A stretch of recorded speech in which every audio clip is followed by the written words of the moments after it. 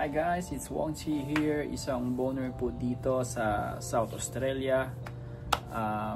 May tanong po kasi sa akin doon sa YouTube kung magkano daw po yung sahod namin, yung neto ng sahod namin. So ganito po kasi yon. Dito po sa may South Australia, ang per hour rate po ng mga butcher dito, naglalaro po yun hanggang $25 to $35 per hour.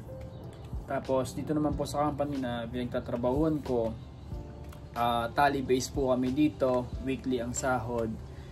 Meaning to say, kapag marami yung katay ng slaughterhouse, mataas yung tally namin. So specifically dito sa region na pinagtatrabahuan ko, kumikita kami ng 1,200 to 1,300 a week. So neto na po yun.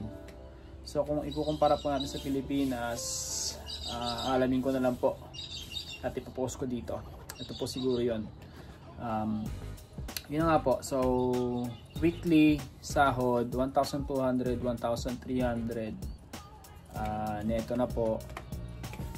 Yun lang po. Sana nasagot ko po yung yung tanong ni eto. At sa susunod po na video na gagawin ko, itatry ko naman itakil yung about sa gastusin dito sa Australia, which is napakalaki. Yun lang po. Ingat po tayo parate at God bless po sa inyong lahat.